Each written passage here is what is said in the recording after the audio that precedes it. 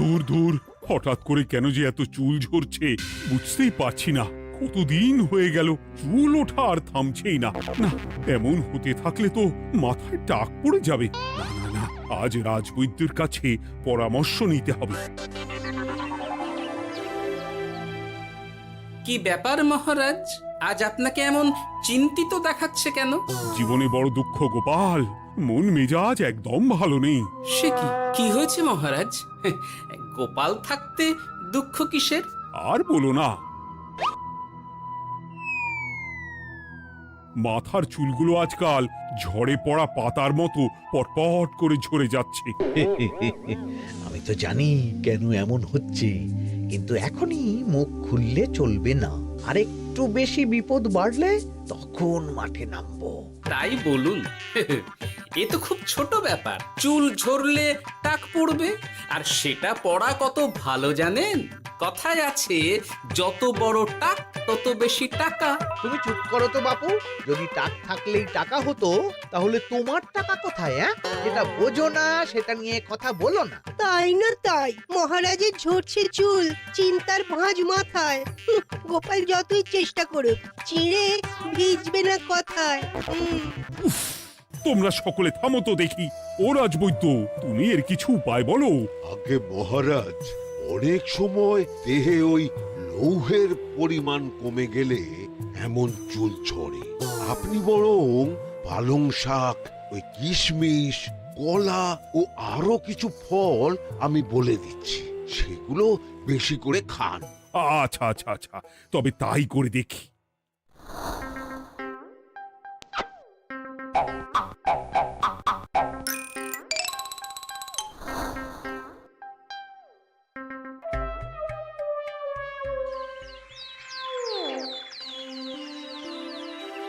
ও রাজবৈদ্য, তোমার কথা মতো শাক পাতা ফলমূল সবই তো খেলাম, চুল ঝরা বন্ধ তো হলোই না। তো জানতামই এমন হবে। কিন্তু মহারাজ, এমনটা তো হওয়ার কথা নয়। কিন্তু হচ্ছে তো। আরে আমার সাধে চুল, কোথায় চলে গেলি সব? এর জন্য তুমি দায়ী। তুমি এর জন্য শাস্তি পাবে বৈদ্য। আমাকে আমাকে ক্ষমা করে দিন মহারাজ। এমনটা হবে এ তো আমি ভাবতেই পারিনি। কিছু মনে করবেন না মহারাজ, ছোট মুখে বড় কথা বলছি। কিন্তু সত্যি এখানে রাজবৈদ্যর কোনো দোষ নেই। ওকে শাস্তি দেওয়াটা ঠিক হবে না মহারাজ। দেখেছেন মহারাজ, গোপালের সাহসটা দেখেছেন? আপনার মুখের উপর কথা বলছে। তা বলি, তুমি যখন এতই বোঝো, তাহলে নিজেই একটা আস্ত লোহা খেয়ে দেখো না, তোমার মাথায় চুল গজাচ্ছে কিনা। ঠিকই আছে, এসব মূর্খের মতো কথা কেবল আপনার থেকেই আশা করা যায় মন্ত্রী মশাই। মহারাজ, আপনি বিচক্ষণ মানুষ। আমার শুধু অনুরোধ, আরেকবার ভেবে দেখবেন। ঠিক আছে, রাজবৈদ্যকে আমি শাস্তি দেব না, কিন্তু সকলের জন্য আমার একটা ঘোষণা আছে। কি ঘোষণা? আমার এই কঠিন সমস্যা যে দূর করে দিতে পারবে, তাকে আমি বিশেষ পুরস্কারে ভূষিত করব। এই তো পেয়েছি। এই সুযোগ কোনোভাবেই হাতছাড়া করা চলবে না। এবারের সমস্যাটা সত্যি বেশ কঠিন। কি করলে যে মহারাজের চুল পড়া বন্ধ হবে সেই উপায় মাথাতেই আসছে না। হঠাৎ করে কেন যে এমন হলো কে জানে।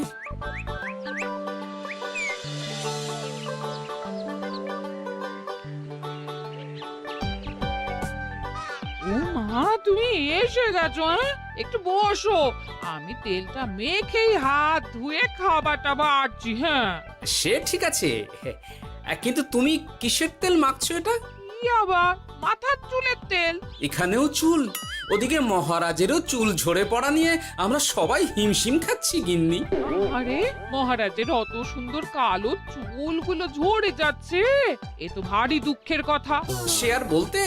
ওই জন্যই তো আমি বাবা মাথায় এই জড়িবুটি তেল মাখি। এতে চুলের গোড়া শক্ত করে, চুলকে ভালো রাখে, নতুন চুল গজায় সব। হ্যাঁ। কি কি বললে?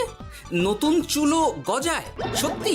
হ্যাঁ, বাহ, তাহলে আর চিন্তা কি? আমাকে এই তেলটা একটু দিতে পারবে গিন্নি? মহারাজকে দিয়ে আসি। উনি বলেছেন যে ওনার সমস্যা দূর করতে পারবে তাকে উনি পুরস্কার দেবেন। ওমা, এই তাই নাকি? এ তো দারুণ ব্যাপার গো। নাও নাও নাও, তেলখানা নিয়ে মহারাজকে কাল দিয়ে এসো তাহলে।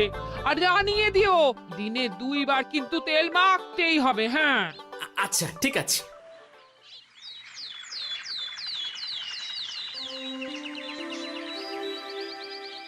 কোনো উপায় খুঁজে পেলে তোমরা? আগে মহারাজ, আমি আপনার জন্য নকল চুল বানিয়ে এনেছি। যতদিন আপনার চুল পড়া বন্ধ না হচ্ছে ততদিন আপনি এটা পরে ব্যবহার করতে পারেন। সে তো বুঝলাম, কিন্তু নকল চুল তো আর আসল চুলে জায়গা নিতে পারবে না বিজ্ঞানী। আসল চুলের কথা ভেবে আমি আপনার জন্য কেশুত্তে পাতা এনেছি মহারাজ। আচ্ছা বেশ। তা গোপাল, খুব তো আগের দিন বকবক করছিলে, তুমি কি এনেছো শুনি? সেটা যথাসময়ে দেখতে পেয়ে যাবেন মন্ত্রী মশাই। এটা জড়িবুটি তেল মহারাজ। আমি এটা আপনার জন্য এনেছি। এতে নতুন চুল গজায় আর চুলের স্বাস্থ্যও ভালো হয়।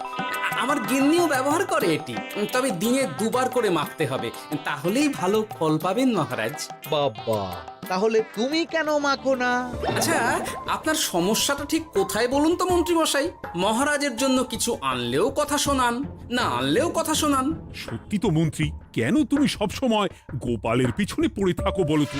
এরা তো তাও সবাই কিছু না কিছু আমার কথা চিন্তা করে এনেছে, তুমি তো সেটাও করনি। না, আসলে মহারাজ, আমিও ভাবছিলাম আপনার কথা, কিন্তু থাক, বুঝেছি। আহ, দারুণ। তেলের গন্ধটাও খুব সুন্দর। গোপাল, তোমায় অনেক ধন্যবাদ। আশা করছি ব্যবহার করলে খুব ভালো ফল দেবে। একদম দেবেই মহারাজ। দূর বাবা, ভেবেছিলাম এক, হলো আর এক। কোথা দিয়ে যে গোপালটা মাঝখান দিয়ে এসে নাক গলিয়ে ঢুকে পড়ে, খুব শক্ত পুরস্কার নেওয়ার। দেখাচ্ছি মজা।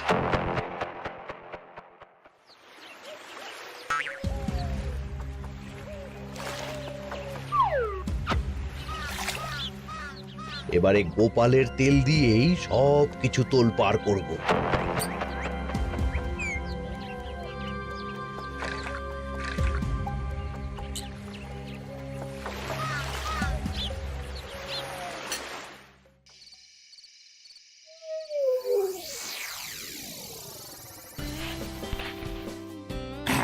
ব্যাস, হয়ে গেল 2 বার মাখা। গোপাল বলেছিল এতেই ভালো ফল পাব, কিন্তু এখন মাখার পর মাথাটা কেমন জ্বালা জ্বালা করছে মনে হচ্ছে।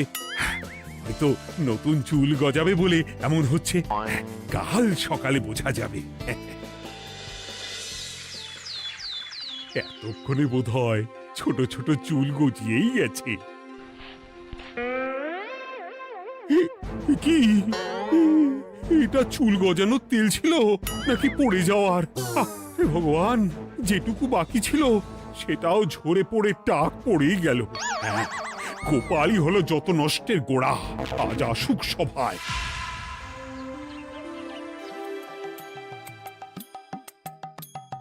এই যে এখন এলেন উনি।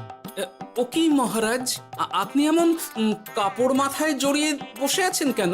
তুমি আর এমন প্রশ্ন জিজ্ঞাসা করো না গোপাল, তোমার দয়াতেই মহারাজের এমন অবস্থা। মানে? মানেটা আমি তোমায় দেখাচ্ছি, দাঁড়াও। এই যে গোপালের দেওয়া তেল মেখেই আমার এমন হয়েছে, আর তার জন্য আমি তোমাকে কোনোদিনও ক্ষমা করব না গোপাল। বিশ্বাস করুন মহারাজ, আমার গিন্নিও মাখে এই তেল, কিন্তু এমন কিছু তো এখনো পর্যন্ত ঘটেনি। আমি আর কিচ্ছু শুনতে চাই না। আমার মাথা ভর্তি চুল আমি ফেরত চাই। যতদিন না আমার মাথার সব চুল ফিরে আসছে ততদিন আমি তোমার মুখও দেখতে চাই না। মহারাজ, আপনার কোনো চিন্তা নেই, আমি তো আছি। এবার এই সমস্যার একটা সমাধান আমি করেই ছাড়বো। কি ব্যাপার, মন্ত্রী মশাই এত লাফাচ্ছে কেন? এসবের পেছনে আবার ওনার হাত নেই তো? না, ব্যাপারটা পরে দেখতে হচ্ছে।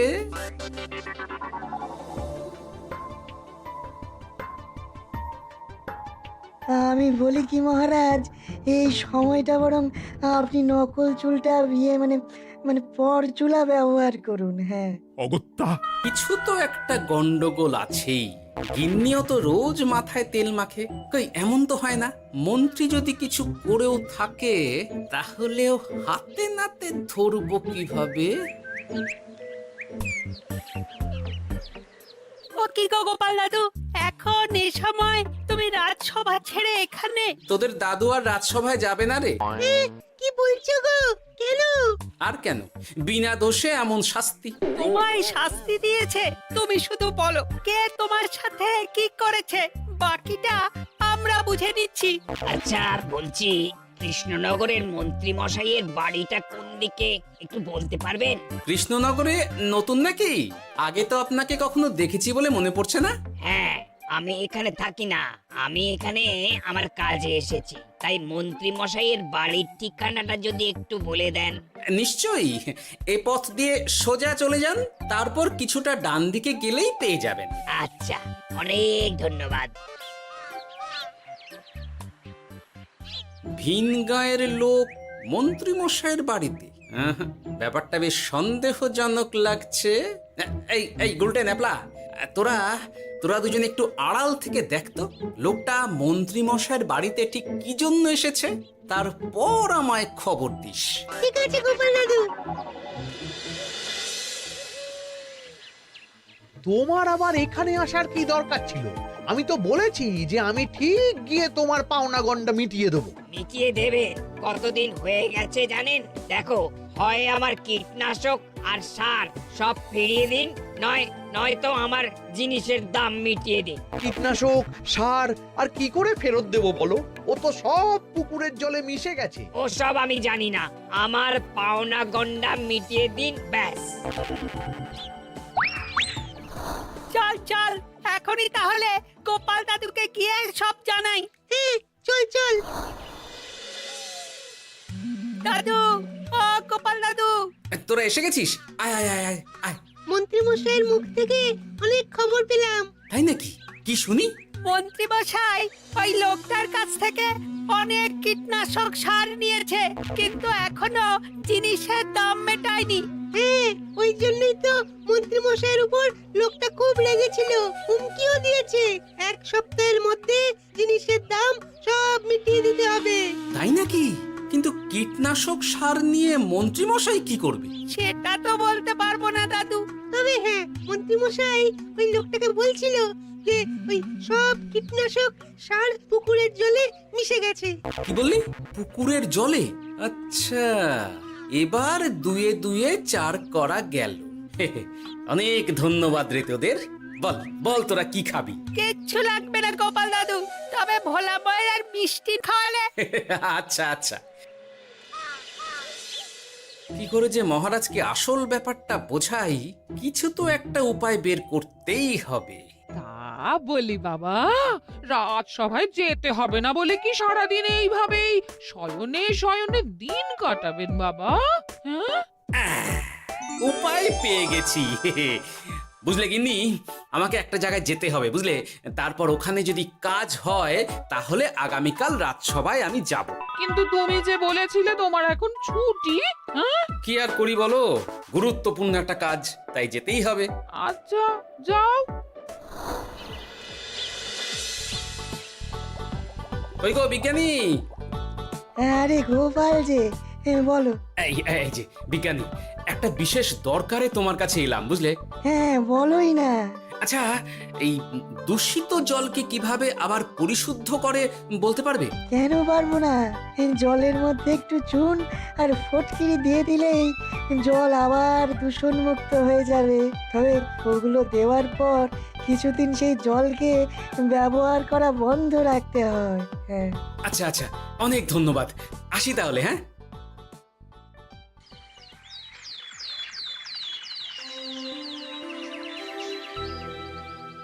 ছায়া পড়েছে, ছায়া পড়েছে। আমি বেশ বুঝতে পারছি তার ছায়া পড়েছে এখানে। কার ছায়া পড়েছে? আজকাল তোর মাথা থেকে অনেক চুল ঝরে পড়ছে, তাই না? আগে হ্যাঁ সাধু বাবা, আপনি একদম ঠিক কথা বলেছেন। ও বাবা, এই আবার কোথা থেকে উদয় হলো? আরে আমি একা গিয়ে সেই স্নানের পুকুর পরিদর্শন করতে চাই। যথা আজ্ঞা বাবা।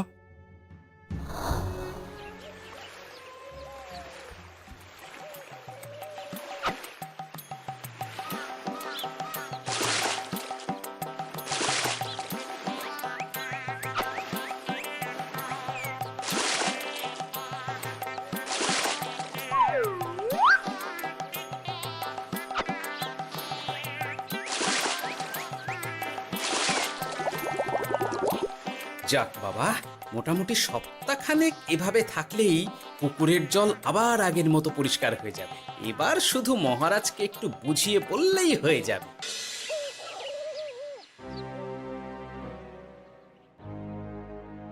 কি বুঝলেন সাধু বাবা?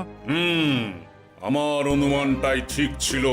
পুকুরের জলে কালো ছায়া পড়েছে, কুদৃষ্টি পড়েছে, তাই এমন হচ্ছে। সে কি? কি কালো ছায়া? যত সব বাজে কথা। জল দূষণ করলাম আমি, আর দোষ পড়ছে কালো ছায়ার উপর। তাহলে এখন কি হবে? চিন্তার কোনো কারণ নেই। আমি মন্ত্রপুত ভস্য ছড়িয়ে দিয়েছি। 1 সপ্তাহ ওই পুকুরের জল স্পর্শ তো দূর, পুকুরের কাছেও যাওয়া নিষেধ। তাহলে আমার মোহরের কি হবে? যথা আজ্ঞা সাধু বাবা। ও কি, তাহলে মহারাজ এতদিন স্নান করবেন কোথায়? সে কথা কাউকে চিন্তা করতে হবে না। মহারাজের ওপরে কালো ছায়া পড়া জল পড়েছে, তাই আগে সেটা শোধন করতে হবে। আমাকে তাহলে কি করতে হবে সাধু বাবা? আমার শিষ্য গোপাল আমাকে আগেই এই বিষয় জানিয়েছিল। আমি তার হাত দিয়েই তোর স্নানের জল পাঠিয়ে দেব। তাই আগামী 1 সপ্তাহ সেই জল দিয়েই তোকে স্নান করতে হবে। কি গোপাল? দেখছো তো মন্ত্রী, গোপাল আমাকে কত ভালোবাসে। আমি ওকে কত কথা শোনালাম, কিন্তু না না না না, কাল থেকেই আমি আবার গোপালকে রাজসভায় ডেকে আনবো। আমি আসছি, আমার কাজ হয়ে গেছে। আর হ্যাঁ, তোর স্নানের পুকুরের চারিদিকে প্রহরীর বন্দোবস্ত কর। কাক পক্ষীও যেন ওখানে প্রবেশ করতে না পারে। আচ্ছা বাবা, আচ্ছা।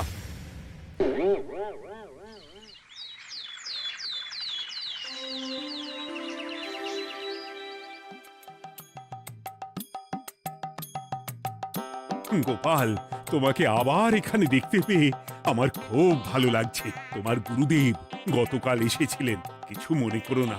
না বুঝেই তোমাকে অনেক কথা শুনিয়েছি।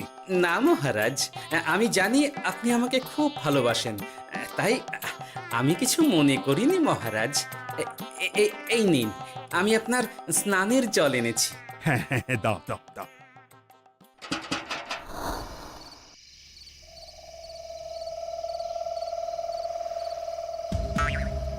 ও বাবা, পুকুরের কাছে যে গিয়ে দেখবো সে উপায় নেই।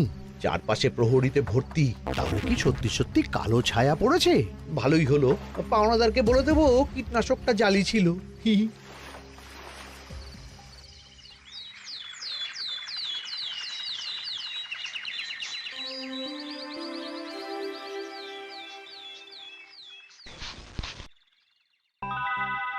এই তো আমার সেই পুরনো কালো চুলগুলো আবার ফিরে এসেছে। আহা, কি যে আনন্দ হচ্ছে দেখে। আজ 1 সপ্তাহ সম্পূর্ণ হলো। গোপালের জন্য আমার স্নানের পুকুর থেকে কালো ছায়া দূর হয়েছে।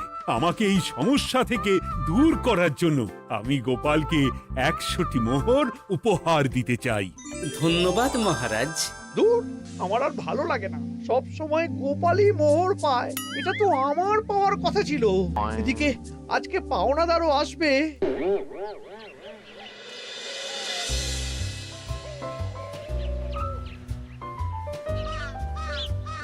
গোপাল দাদু, ওই লোকটা এসে গেছে। আচ্ছা, আসছি। এটা তো মন্ত্রীর বাড়ির দিকে রাস্তা।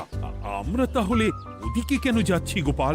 আপনার পুকুরের আসল রহস্যটা কি সেটা আপনি জানবেন না মহারাজ।